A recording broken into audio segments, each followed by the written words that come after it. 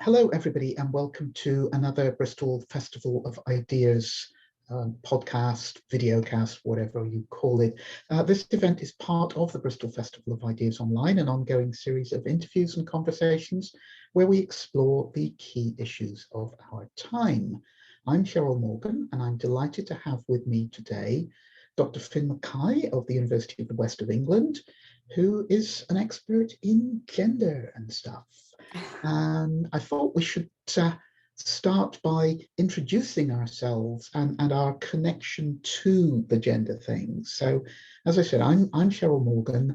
I am a trans woman. That means I was assigned male at birth, and I have been through the whole medical gender transition process and also the legal gender transition process. So I am legally female.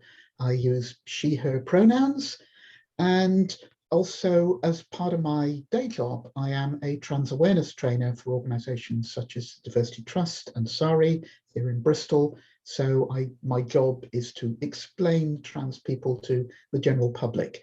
So Finn, over to you. Would you like to introduce yourself and your book, which we're going to be talking about today? Cool, thank you so much, Cheryl. Yes, so my name's Finn Mackay. I identify as transmasc or transmasculine. I've identified sort of, the whole point of my book is that things kind of overlap and that, you know, we all exist kind of in grey areas sometimes. So I've also identified as a butch lesbian, transgender, genderqueer. I haven't gone through any medical interventions or medical or legal transitions. At the moment, I am using they, them pronouns. I have considered medical and legal changes at different times in my life, which we might go on to talk about. And yes, I wrote this book, which is just out this year, Female Masculinities and the Gender Wars. I wouldn't say I'm an expert in gender studies, but I have been studying masculinities and gender studies since the sort of mid-1990s. Okay, so there have been a lot of books about trans people published in the last year or so, and many of them are perhaps what you might call popular science, popular psychology sort of thing. They're full of a whole lot of unsupported statements about trans people, some of which appear to be quite fanciful. Your book is much more academic. It's full of citations, and it includes references both to anti-trans campaigners and to trans people. And there's also results from a survey of masculine-leaning women and trans men. So I guess you're not going to get rave reviews in the Daily Mail over this, but clearly you felt that this was an important approach to take. Yes, well, you've mentioned the kind of, you know, so-called gender wars, culture wars that we're living through, and that there's a lot of popular attention, mainstream attention on trans people's lives, trans people's identities, rights, the whole LGBTQ community at the moment. And what I have noticed for some time within those so-called gender wars is this figure of the masculine female-bodied person, or assigned female at birth, also known as AFAB, masculine identifying person, or butch lesbian.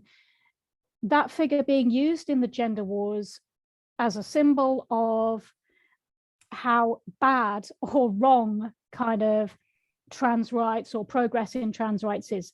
So that figure being seen as a victim, being constructed as some sort of passive victim who's being trans, who represents all the harms of the sort of modern supposed transgender movement. Lesbians are being erased. Masculine females are being forced to transition medically, take hormones and have surgery when they may not want to. Their lives being made impossible by this sort of folk devil or kind of demonized straw person of the trans rights movement. And yet it's very rare that trans men are central in focus on trans people's lives or in these gender wars. It's also rare that butch lesbians or trans masculine or masculine identified female people actually get asked what they think or are allowed to speak for themselves. So I did a survey a few years ago now on asking about identities and experiences and how people move in and out of various identities, how they are read by the public, how they see gender and identity and what's going on in culture. And I had about 200 responses from people of lots of different identities, but it was aimed at sort of butch lesbians and trans masculine people. And so the book does platform the actual voices of those people from different identities. Wonderful. Well, the differences in the ways in which the anti-trans movement treats trans women such as myself and trans masculine people, trans men, is something I definitely want to come back to in a little while. But I think, first of all, we should look at perhaps some of the common ground. And another obvious theme of the book is to reclaim the idea of radical feminism from the anti-trans movement. I've always seen myself as a feminist. In fact, I think that anybody who transitions from male to female pretty much has to be a feminist because we know what we've given up. But I'm not quite sure about being a radical feminist. I think you say in your book that a radical feminist is somebody who wants to dismantle the patriarchy. And if that's all you have to do, then sign me up. Can I be a radical feminist? Absolutely, yes. Yeah, of course. In the book, I go into all of that in a bit more detail, how exactly I would define what a radical feminist is. I mean, as you're involved in equalities work, you're involved in feminist organizing. Feminism is a big term, a big label. Not everyone agrees on what it is. There are as many different understandings of it as people who would say they are a feminist. There's different schools within that broad category of feminism, just as you find in all social movements, there's different schools within them. And I would say that radical feminism shares most of what we would associate commonly with what feminism wants. So within law, equal rights vis-a-vis men, that women shouldn't have blatant discrimination foisted upon them compared to men. I would say radical feminism goes a bit further than some. So you say, yes, you want to smash the patriarchy, but to some feminists, they would question the usage of that term patriarchy now, or wonder if it's out of date because everything is so intersected. You've got to look at class oppression, race oppression. People are asking questions about, can we even distinguish and talk about patriarchy now? I would say that we can. Patriarchy meaning, male dominance or male supremacy in major institutions of power in society. That doesn't mean all men overall are in power. It's a certain type of men from certain privileged backgrounds, but still men do dominate mainstream institutions of power. So I would say radical feminism would accept that we live within a patriarchy, prioritizes women-only leadership and women-only organizing, and is really renowned for analyzing sexualized male violence against women as a keystone of women's oppression, as one of the main forms of women's oppression. And then it extends that analysis to also consider the pornography and prostitution industries. Some of those, as we know, are areas of disagreement and conflict within feminism. There are different views on law and policy and how things should progress in some of those areas, particularly in the sex industry. But I would say those things distinguish radical feminism. Those aren't its only concerns, but they're what distinguish that from some of those other schools. And although I don't agree with everything that comes out of radical feminism or some of the other branches within that, it's the one that has always most closely aligned with my radical politics and with how I see patriarchy working and intersecting in society.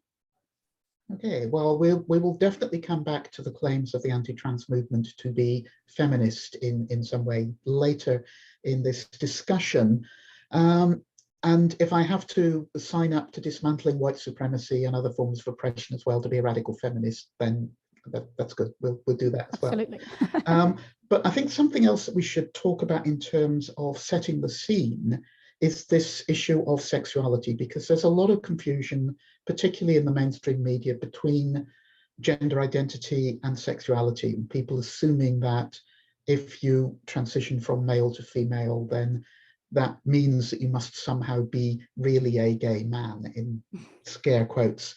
There was something very interesting in your book which struck a chord with me, that you were talking about your, I guess, teenage years, and a friend asked you why you couldn't just be a lesbian. And you say in the book, I explained to him that it would not feel right, because if I was to get a girlfriend, I would not want to be with a girl who wanted to be with a girl, because I wasn't a girl. I would have to find a girl who wanted to be with a boy who was the kind of boy like me. Now, those are your words, obviously, but that was exactly the way I felt. People will say to me, well, why couldn't you just be happy being a gay man? You're obviously sexually attracted to men. But the thought of somebody being attracted to me because they see me as a man would be deeply disturbing to me. I wanted a man who would love a woman like me.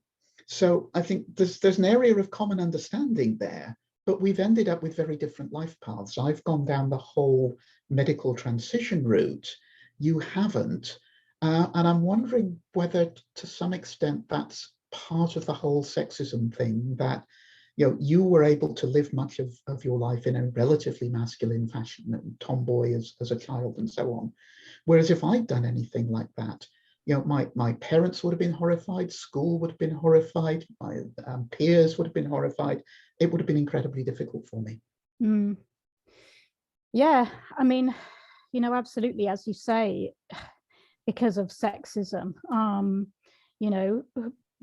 males born into our society are expected to follow a certain linear path, and through quite a brutalizing process are schooled into patriarchy, and are certainly not meant to demean themselves to take on what are seen as feminine characteristics or behaviors, because that is supposedly beneath masculinity, that is inferior to what masculinity is meant to be. And it shocks society, I feel, more. Whereas, exactly as you say, because of feminism, there's a certain sort of tolerance, I would say, up until a certain age. I think it gets harder at sort of teenage ages for girls, for female people who are more masculine. It's certainly not an easy path, but it's certainly not tolerated if it goes on. But I think there's a kind of understanding, yes, at a younger age, why girls might want to be a bit more rough and tumble, might want to have some of the privileges, that are kind of seen as being reserved for boys. I think mainstream society understands why girls might want to be a bit more blue than pink sometimes, and because they think, yeah, great, enjoy, you might want to enjoy those freedoms, that's just how some girls are. And because of sexism, mainstream society would struggle to understand why on earth a boy who already had those privileges and freedoms would want to be more girlified, because that would be seen as stigmatizing, and because society is still so chronically homophobic, that it would be seen as not only feminizing, but also raising alarm bells to sex and gender conservative society that boy might be gay.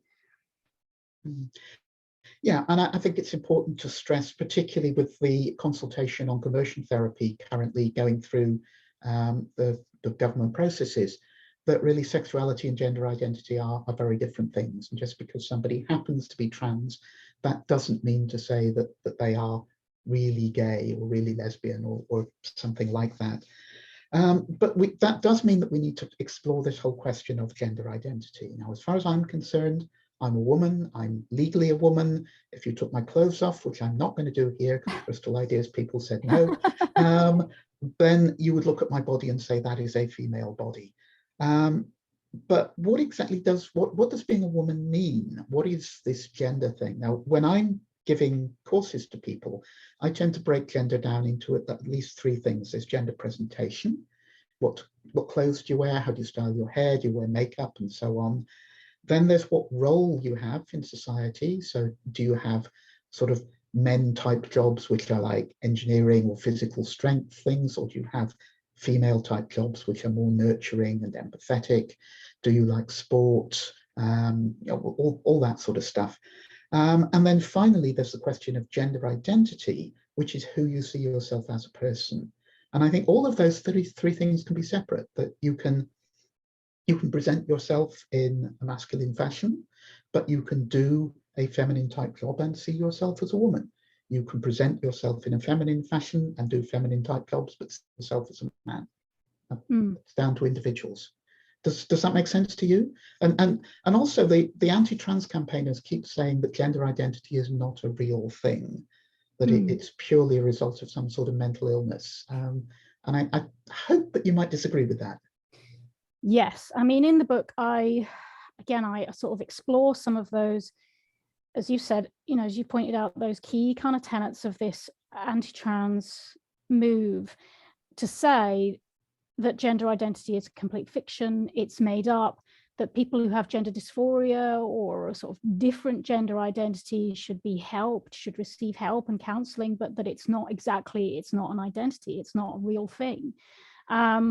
I think gender identity is a real thing, and it's certainly experienced to many people as if it is innate and as if it is biological.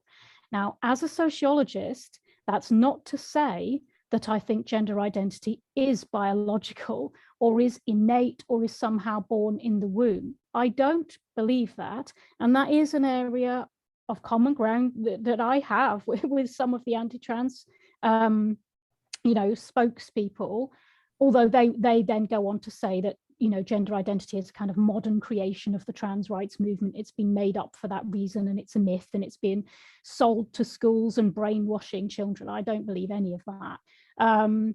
I think we live in a very gendered world. As you've talked about, we read people by presentation, by culturally accepted role, by the relationships they have, by how they compare with other people and how they interact with other people. From before birth, we are gendered.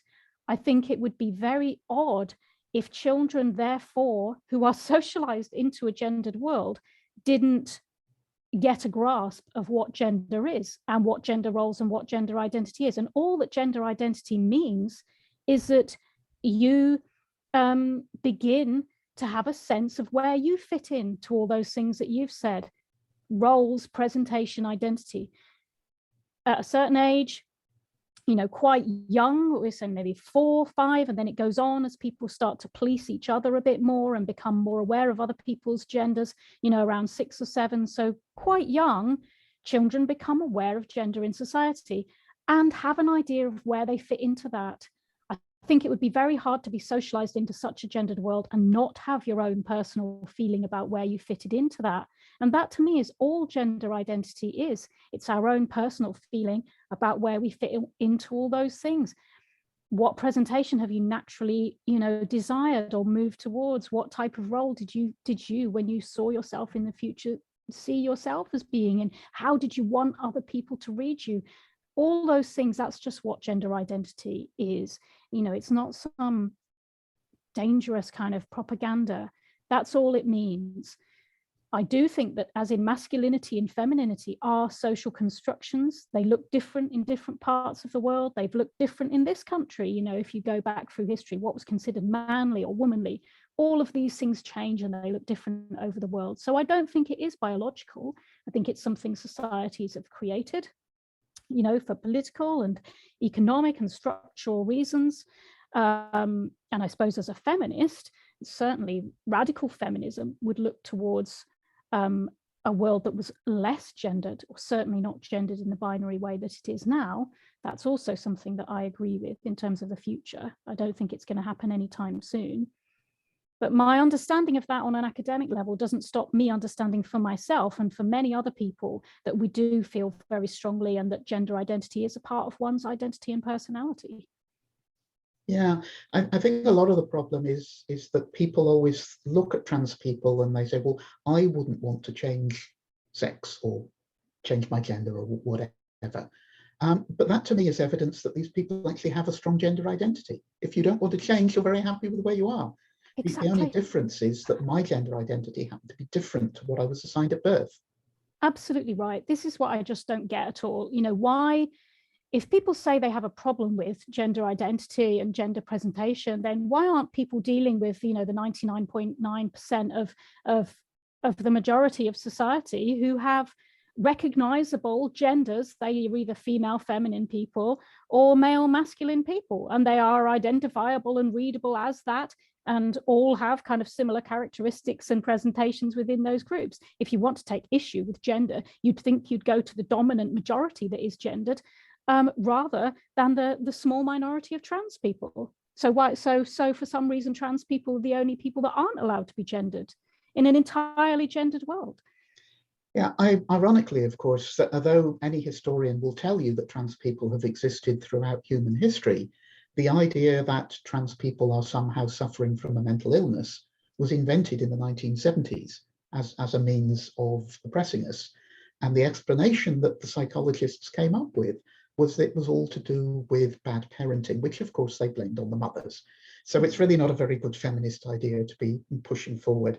But let's get back to the book now. And the book is all about female masculinity, and the obvious figure at the center of this is the Butch lesbian. But what exactly does Butch mean? I mean, and I know you spent the entire book about it, but maybe a short version. Yeah, well, that starts many arguments, in what exactly does it mean. The traditional and most common understanding of it is that it is a lesbian who prefers a more masculine presentation. And sometimes the extension of that is that it's a lesbian who prefers to date people that are more feminine than themselves, but that is in no way a given. And there are many butch or masculine lesbians who like to date other butch or masculine lesbians. So we can't assume, but what you have there is an association with a lesbian identity and a preference for masculine presentation. Yeah. So the obvious follow-on from that is, what is the difference between a butch lesbian and a trans man? Well, presumably a trans man attracted to women. And one of the possibilities, of course, is medical transition. But then again, there's a question of what transition. The general public tends to think that there is the surgery that is involved. But even for trans women, there's not necessarily only one operation. And for trans men, it's really quite complicated. There are many options. Removal of the breasts is the most popular thing. But many trans men don't feel the need for genital surgery, or they don't go for full phalloplasty. And many trans men also do not have their wombs removed. They don't have a hysterectomy. It's quite a few hundreds of trans men have given birth over the last decade or so. So there's this issue again, as what is the difference between a butch lesbian and a trans man, and can in fact we draw a line at all? Yeah, well, that's a really interesting question. And a lot of people that answered my survey talked about exactly that. This has been an ongoing debate, since the 1990s in queer communities, in lesbian communities. Where does butch end and trans begin? There's been a lot written on that, and supposed border wars between those groups have been sort of set up. Perhaps not entirely seriously, but that's been a rhetorical sort of debate about categorizing these two different groups. Many scholars would come down in the end to say that it's about self-identification, and that if somebody declares themselves a trans man, then that's where the line changes between being a butch lesbian or being trans man. But I think butch lesbian as a label and as a community, I suppose, is very rooted in lesbian communities, in women's communities. I mean, it's difficult because a lot of trans men have also come through those worlds, and may even remain in those worlds because that's people's communities, and they don't want to necessarily have to suddenly, leave all of their communities. I think most people would say that how long you've been taking hormones, or if you've started taking hormones, or if you've had any surgery, shouldn't be the line, shouldn't be the be all and end all. Many butch lesbians would be proud of the roots of that label being in lesbian communities, and proud to be associated with loving women communities and women's communities. Not all butch lesbians, though, at all, by any means. And they would say, you may read me as a man, or I may look masculine, but I am actually female. Where I suppose where you would draw the line, trans men would say, well, you may read me as whatever you do, or sometimes you may think I'm a lesbian, or think I'm a butch lesbian, but actually I'm male and I'm a man. But again, then we're coming back to self-identification. And sometimes people can change as well. They may identify as a butch lesbian for a while, and then think, no, actually, I am a trans man. I have known people to go the other way as well. Sure. And one of the important points about the medical process for trans people is that there has to be room for experimentation. There's the whole thing about being questioning, particularly for younger people. So you allow people to question their identity, you don't penalize them one way or the other, and you allow them to find their right place. Yeah, absolutely. No, I agree. I think the more space we create and the more flexibility, the better. And of course, that's counter to what anti-trans groups say is going on. But yes, all the trans people and queer people and transgender people that I know want to open up spaces. They're certainly not wanting to narrow things down or say to people, you must have hormones and surgery. That's the only way. Otherwise, you can't be who you say you are, or you can't present as how you want to present. I've never encountered that sort of very linear sort of limiting pressure. Now, there's an awful lot of talk, particularly again in the media, about butch extinction, lesbian extinction, erasure, and so on. So I think that the question is, are butches going extinct, or is this simply an ongoing meme that people have in their heads? And if they are, is that due to the new fashion for trans people, or is it in fact something to do with fashions in lesbianism? Because I mean, I've noticed since we've had same-sex marriage that you see a lot less effeminate gay men. That all these pictures of gay guys at their weddings, they generally both in smart suits. So is there something going on in lesbianism as well that perhaps mitigates against butch identities? Yes, maybe. I mean, again, people responding to my survey talked about this. I mean, I think what surveys show is that more people are actually identifying as lesbian, gay, or bi, or queer, or whatever. So more people are identifying as that rather than less. There's been talk of butch extinction for decades now. And certainly when I was studying queer theory and gender studies in the 1990s, that was a topic of conversation. Say, who may be used 2015 as a cutoff date because that's when Stonewall sort of had its trans consultation, and they think that's some sort of tipping point. I don't know. Long before that, there was talk of butch erasure for a lot of things because of neoliberal society, the consumerization and kind of commodification of gay spaces, changes to urban city centers, to the nighttime economy. You had a shift away from segregation. You didn't have so much a gay area or a gay club. Everyone would, mix together. And places became a lot more, they were sponsored by brands. They were very much part of consumerism and neoliberal society. So there was lots of different changes. And within that, butch lesbians weren't seen as, perhaps were seen as not cool. Some people did talk about how, in the survey, some people did talk about how it was harder to be a butch lesbian in their experience, in that people didn't understand it and would often say to them, so does that mean you're transitioning? So are you going to transition? Or does that mean you want to be a trans man?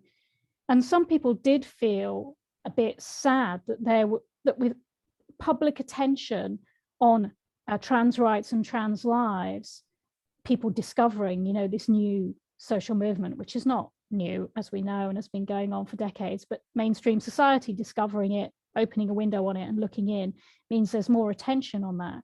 And people said they don't understand what I say when I say butch, whereas if I said trans, they would go, oh, right, okay, so you're transing, you're going from one position to another position. So some people did feel that they were a bit dissatisfied that there wasn't mainstream understanding about what butch meant or what butch symbolized. I mean, there's lots of pressures on that. We do probably live in, as well, a lesbophobic society. So also, as we were talking about earlier, because of sexism and because people are supposed to fit into binary roles, into masculinity and femininity, there is hostility towards female people that stay in or try and what society sees as take on a masculine role, that can result in hostility.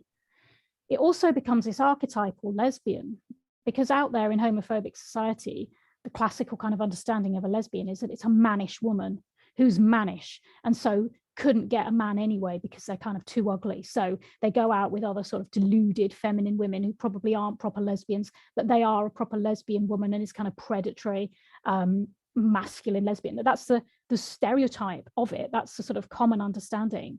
So that's quite a hateful, reactionary sort of view that a lot of people don't want to be associated with because of that. So that's another reason that's kind of made that term, unfortunately, not very attractive. And sometimes it makes one a very visible lesbian, and in a homophobic society that can come with penalties as well. And because of the pressures on women and female people to fit in and to be feminine, sometimes people feel they just can't express themselves maybe as they would want to by wearing more masculine clothing because of the reaction they might get from society or their families, or because of the job that they're in or the profession they're in. They just don't feel it would fit, or it wouldn't go down very well. They mark themselves as different and deviant. It's a very visible signifier that you are differently gendered, and quite probably have a sexual orientation that isn't heterosexual. So it's like a big advert. So I think there's lots of reasons, but this has been going on for decades. So it's certainly not something that's just been caused in 2015 by Stonewall having a trans consultation. Yeah, the one thing in your book that absolutely caused me to sit up and take notice was when you were reporting that some of your interviewees said that they felt under pressure to transition. And that absolutely horrified me, because nobody in a responsible trans support organisation, nobody at Stonewall or Gendered Intelligence or Mermaids or anybody else like that would ever pressure somebody into transitioning if it wasn't right for them. And the medical people in this country, particularly the Tavistock people who deal with young trans people, they're notoriously antagonistic towards transition. They do everything they can to encourage people not to. So, I mean, my question is, firstly, do they feel that they're under pressure to transition just socially or medically as well? And also, who is pressuring them? Because it ain't us. Yes, absolutely. I think when people spoke about that, it was more of a societal pressure. Some of the younger respondents, this comes back to what I said about people assuming that people must be transitioning then. This is again because our society is so binary, that it's assumed that everyone will want to come to rest in a binary category. So when somebody is female but masculine presenting, or read as very masculine presenting, people will say, well, why don't you just be a man? Because those are the people that are allowed to be masculine presenting and be read as men. So why don't you fit into the box that you're meant to fit in? And it's really weird that you don't want to fit into that. So I think there's a societal pressure there, coming from people's assumptions and wanting to keep this binary reinforced so that everyone knows where they stand. There's a sense of comfort in that. So people make a lot of assumptions. I think also because of the societal privileging of masculinity, and talk about this in the book too, which over the last couple of decades has become a lot more focused on an idealized, very sexualized representation of the male body. So we have film stars, celebrities. It's common now to see men kind of semi-naked, or in sort of disembodied poses where you won't even see their eyes or their face, or they won't be looking directly at the camera, or you'll even just see their body in a little tiny pair of briefs, or their six-pack or whatever. So men are being shown, and male bodies being shown in a way that women's bodies have been shown as for donkey's years. So masculinity more and more has become represented by this very idealized muscularity of a male body. And so I think you know, that creates a social pressure as well on people that want to fit in. So if you're masculine identified, and this is what you see out there representing masculinity, is these very idealized bodies that most male people, most, you know, male at birth men cannot fit in to those idealized stereotypes. Most men aren't running around with those idealized bodies. So where do you begin if you don't have a body that goes straight up and down, if you have breasts, if you have hips, if you don't have a six-pack? Well, where do you go with that if that's what's shown as the ultimate representation of masculinity?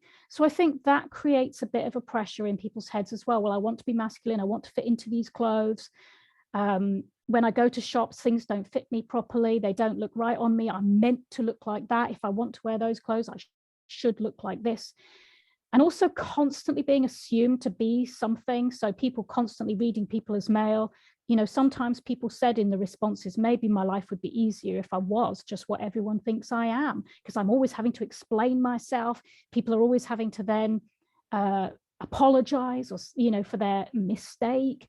It would just be easier maybe if I was. So I think what's going on there is, as things are opening up and trans lives are becoming more visible, people who may be in that trans masculine or butch lesbian category are now able to look at those different identities and different ways of living your life, and they're going through a process of thinking, well, what would suit me? Where do I fit in? It's not necessarily a bad thing. It means that people can now see different examples of how people can move through life as a trans man or as a trans masculine person, and they are going through a process of thinking, well, where would I fit in?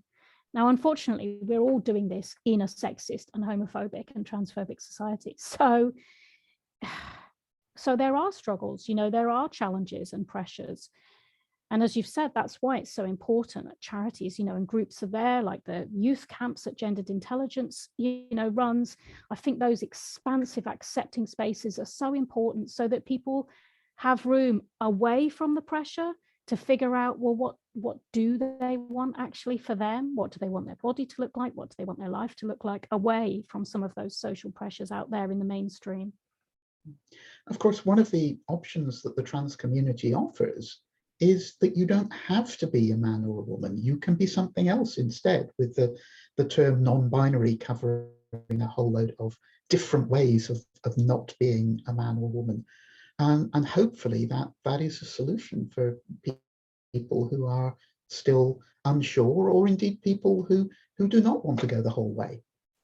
Yeah, absolutely. And I think, you know, everyone progressive should welcome this opening up of terms, this opening up of categories, because it is challenging and changing the binary. There's definitely something afoot. You know, young people see these categories that used to be seen as unquestionably fixed. They now see them as at least up for debate and probably open and changing. And I think that surely can only be a good thing. Isn't every progressive person kind of agreed that an oppressive binary where you can only be one thing or another is not good for anybody? So we should all welcome this opening up, surely. You would hope so. One quick further question before we leave this topic. The general narrative in the media is that it's not just butch lesbians who are being erased, but all lesbians. And as you've noticed, statistics show that the number of lesbians in society is continuing to go up. Do you have any evidence that lesbians who are not masculine identified in any way feel under pressure to transition? No, I haven't seen that. People didn't report that in the survey. No, that isn't something I've come across at all. Yeah. Okay, so I think a lot of the problem with the discourse in the media is that the people in the media themselves don't understand the terms. So they will throw around things like lesbian and butch and non-binary and trans man. And sometimes these things aren't mutually exclusive. And the definitions are very difficult. You know, I sometimes say in classes that if you put 3 non-binary people in a room together, they'll come up with 6 different definitions of non-binary. So I think the media does have a lot of responsibility here by simplifying things and publishing poorly understood versions of what these terms mean. Absolutely. And many of the journalists, people writing about this as well, it seems oftentimes those people happen to be heterosexual women who are married to a man, who have children, who, as far as I can tell, I mean, you don't want to make assumptions about anybody, but are not socializing or moving in or have experience of being in a lesbian community or of a butch lesbian identity. And so again, that was why I wanted to include the voices of people who are do actually identify as butch lesbians or masculine females, because I don't see why we should have this sort of very panicked narrative about, butches and masculine girls being erased, coming from heterosexual married women who have never, as far as I know or can tell, identified as a butch lesbian. So we don't, butch lesbians don't need that sort of panic narrative speaking for them, capable of speaking for themselves. Now, we talked a little bit about the pressures that lesbian, particularly butches, might feel to transition to a man, but there are pressures in the other way. You mentioned in the book this term toxic masculinity, which I think you say is not very helpful. And there is a lot of confusion in that by toxic masculinity, we don't mean that masculinity itself is toxic, but that there are ways of being a man which are, or ways in which men are expected to behave, which are toxic. So I guess, what does masculinity mean anyway? What is femininity? And who is actually reinforcing these stereotypes? Because again, I don't think it's trans people that's doing this. Yes, absolutely. Those are huge questions. What is masculinity? What is femininity? These are huge questions that are just kind of going to go on and on. Yes, trans people often get accused of reinforcing mainstream gender roles. And again, I would say, why on earth would you look at the small minority in society and accuse them of upholding gender norms when you could switch on the television, watch any movie, read any book, go out into your town or city centre and see the great majority, upholding gender norms. In society, it's assumed everyone, if you're male, it's assumed you're going to be male, masculine and heterosexual. If you're female, it's assumed you're going to be female, feminine and heterosexual. And that is what we see out there in society. And it's our binary culture that's reinforcing those roles. It's certainly not trans people. We can't blame trans people for wanting to fit in or for being, impacted by the same socialization that we've all had, when we see the majority of people doing masculinity or femininity and doing it very similarly. So, yeah, and also the people that argue that are often quite conventionally gendered themselves. So it's hard not to think, well, if you want to criticize gender, well, why don't you start with your own? Back when I transitioned in the 1990s, I could see the argument in that if you didn't conform to the psychiatrists' expectations of gender norms, you would be denied treatment. You'd be thrown out of the program. So inevitably, trans people had to conform. But we fought hard against that. And now we have non-binary, and we're saying, look, you don't have to go from one to the other. You can stop halfway or go off in some other three-dimensional gender space and be happy as you are. So, yeah, no, absolutely. And I think, trans women that were involved in feminism, in the second wave as well, like Sandy Stone and Susan Stryker, these women were writing long ago about how, and Kate Bornstein, these women were writing about how repressive a lot of the gender identity clinic system was, and yes, how people had to play by the rules, were forced by gatekeepers to do that, and were critiquing that and trying to create spaces outside of that from way back. So there's a long history of trans women doing that. Yeah, a lot of the discourse in the media is about people being at risk, people being in danger. And yet Ireland has had self-ID for their Gender Recognition Act for 6 years. And as far as I can make out, women's rights and safety have not been compromised in any way over there. Now, there are, people have been, we've had Trans Day of Remembrance, and people have talked about murders of trans people increasing, and they certainly are in some parts of the world, including the USA, but not here, not in the UK. There have also been attempts to roll back trans rights in the US, and they've had a lot of success in places like Texas. But attempts to do the same sort of thing in the UK have not really got past the courts or Parliament. We are seeing trans people having their access to medical treatment, I think, withdrawn in the UK, but that's a very low profile thing. It doesn't reach the media most of the time. We are seeing also an increase in violent hate crimes, but those appear to be targeted either at effeminate looking gay men or at masculine looking lesbians. Mm. And the real problem, as far as I can see, the people who are facing the most difficulty are people like yourself, because there's all this panic about toilets and changing rooms, and people don't spot the trans people. I've been using women's toilets for, must be getting on for 30 years now, and nobody has ever questioned me. I presume that your story is rather different. Yes, I mean, I've gone through different phases of my life where I've gone for years mainly using men's toilets when I was younger, because it was just easier, because I was getting so much hassle in women's toilets. I would get women going, just sort of saying, oh, you're not meant to be in here, or what are you doing in here? Or I'd get women walking out or saying there's a man in here, or there's a boy in here. And also sometimes I'd be going towards the women's toilets, and I'd have men sort of shouting, going, oh mate, you're going in the wrong one, no, it's over there. And then I'm sort of faced with this decision about, what do? Do I just go, all right, and go to the men's? Or as soon as I talk and I've got a more high-pitched voice and people read me then differently and more likely to think I'm a dyke or a butch lesbian, if I say, oh no, it's all right, then I have had situations where men have gone, oh, I see, what the fuck are you then, fucking dyke? So then you're opening, I'm opening myself then to, to possible homophobic harassment or violence. I've had women be openly homophobic in women's toilets. What are you? You can't tell who's what these days.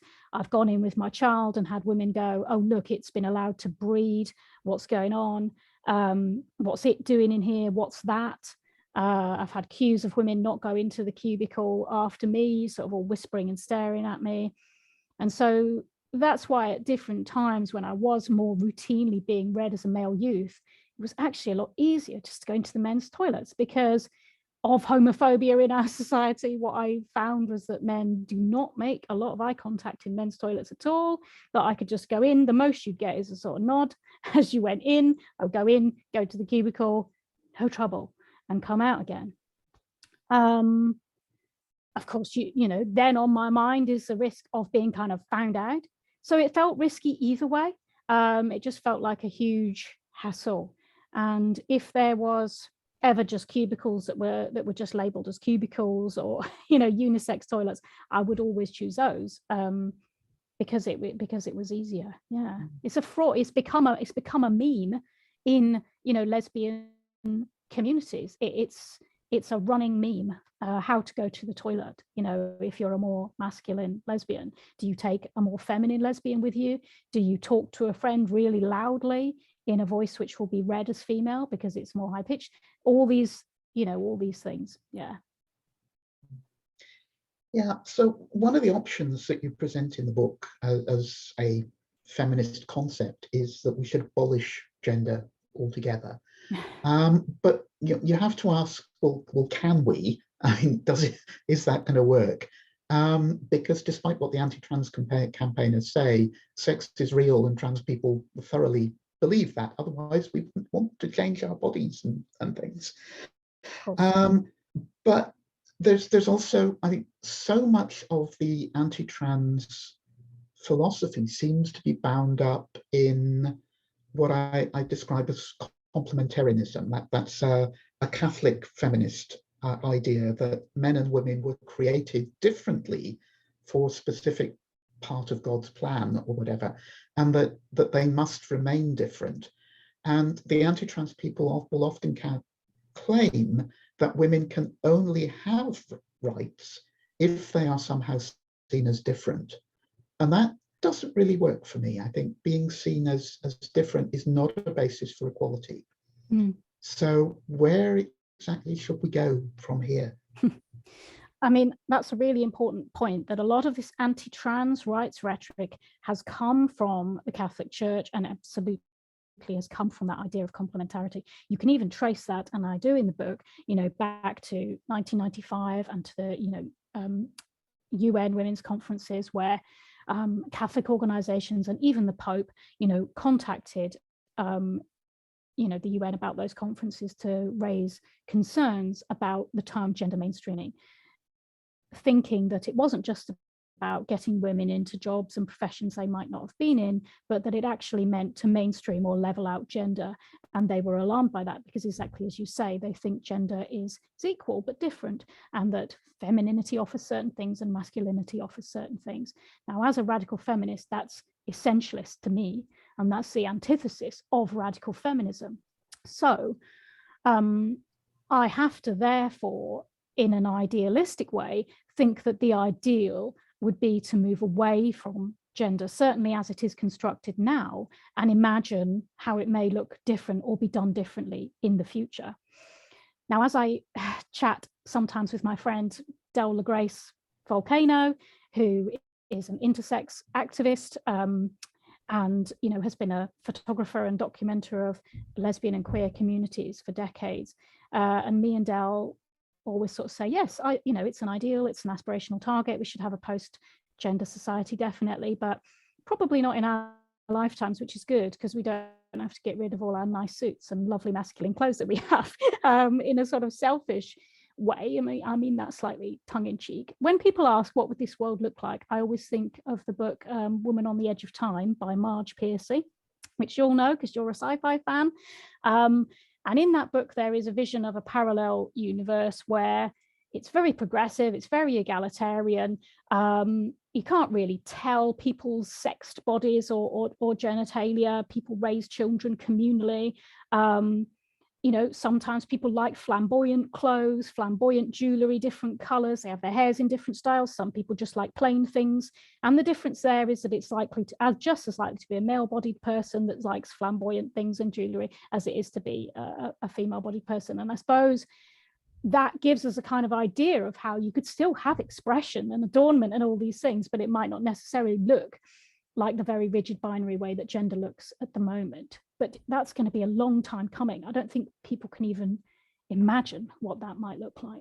And as we said earlier, we are socialized into it. So we're currently in this position where people experience their gender identity as if it is innate.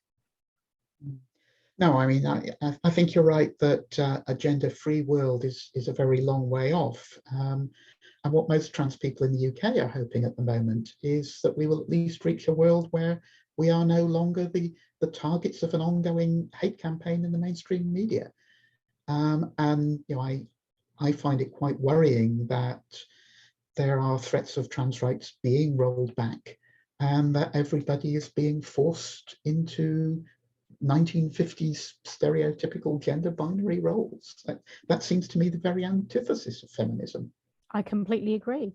I think it's absolutely unforgivable, that people, especially those in the LGBT community, are suggesting that we should separate our whole movement and community into little factions, that people are supporting this blatant attack on trans rights and blatant aim and desire to roll back or even remove trans rights altogether.